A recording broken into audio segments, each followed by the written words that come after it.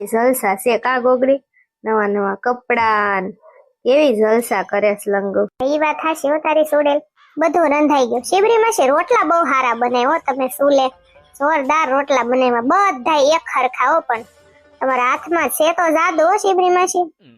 રાંધવામાં તો કેવું જ ન પડે ગોગડી, પણ આળા સડે ને એટલે બટાવો બનાવો નહીં. મારા માસાએ તમને ગમે એમ હાંસવા ન હોય ને રાખ્યા ન હોય, બાકી તમારામાં કઈ ઘટતું નથી. તમારા સંસ્કાર, તમારો રૂપ, કેટલા રૂપાળા છો, કાઈ વાંધો નથી. હજી કઈ ગોઢા નથી.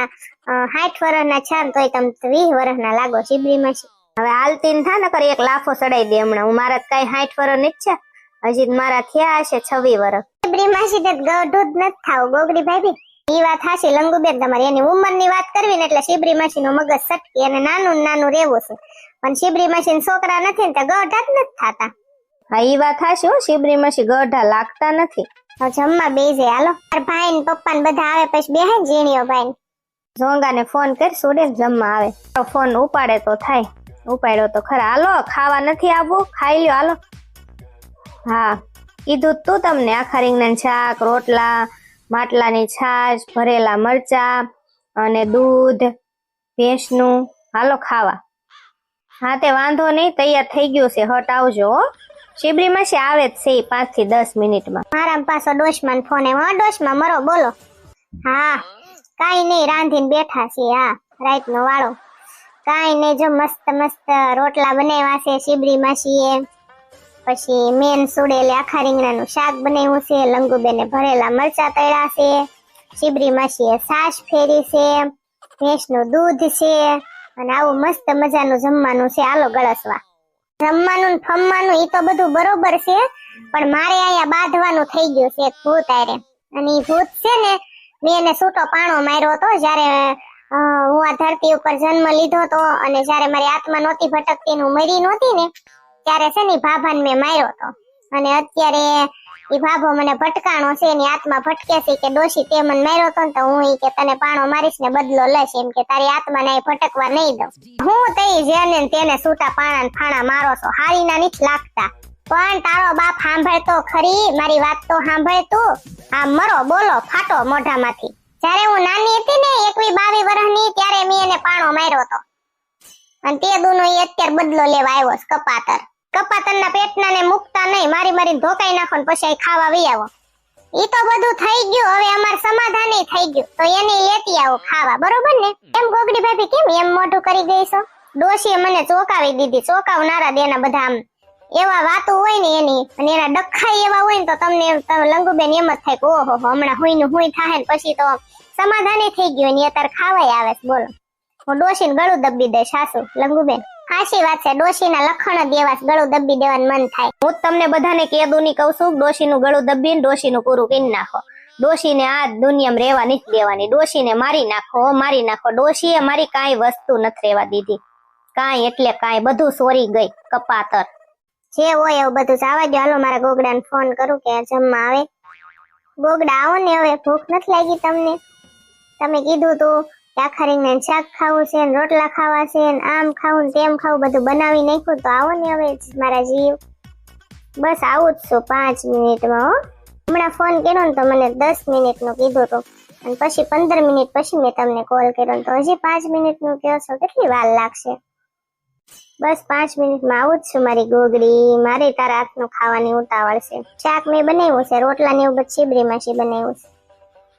શાક તો બનાવ્યું છે ને મારી ગાંડી. હા મારા જીવ આવો ને જલ્દી. હવે હાલો પછી ઠરી જાય, પછી નો ખાવાની મજા આવે. પેલામાં લંગુબેન ના હવે લગ્ન ની તારીખ આવી ગઈ છે ને, એટલે હવે બહુ કામ રહેશે. કારણ કે હવે છે ને એમના લગ્ન આડો ખાલી કેટલા કહું 21 દિવસ રહેશે. 21 દિવસમાં ઘર સાફ કરવું, બધી વસ્તુ લાવવી, બધું કેટલું કામ છે એની વાત જ નહીં. તો હવે છે ને તું ભોંગો, તારી પરજા બધા હવે અમારે ઘરે ને ઘરે રહેજો. તમારે ઘરે જવાનું નથી. લુગડાના થેલા ભરવા હોય ને તો ભરી આવજો, નકર નાવા ધોવા ઘરે વયા જાજો.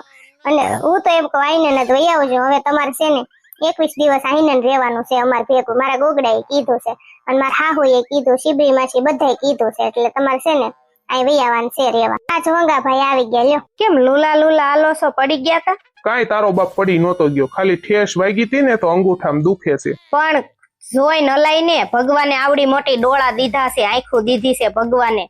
કોડિયા જેવડી આંખું દીધી તો દેખાતું નથી તો ઠેસું છે નહીં આવે તમને. તું માર ખાશો મારા હાથનો. નહીં ભગવાને 2 હાથ દીધા, 2 હું નો નાખું તમને ઊંધા હાથની. ઈ તો ક્યારેક ઠેસ વાગે તે ગાંડી મારી સુડેલ. પગ ગમે અહીંયા ક્યાંક ને ક્યાંક પડતા જ હોય. અને આ જટિયા કપાઈ આવજો કાલ, વધાર્યા છે વાળ નકરાતે. મારા બાપનું શું જાય, મારે જટિયા કપાવવાના થતા નથી. તો ટકો કરાઈ નાખો.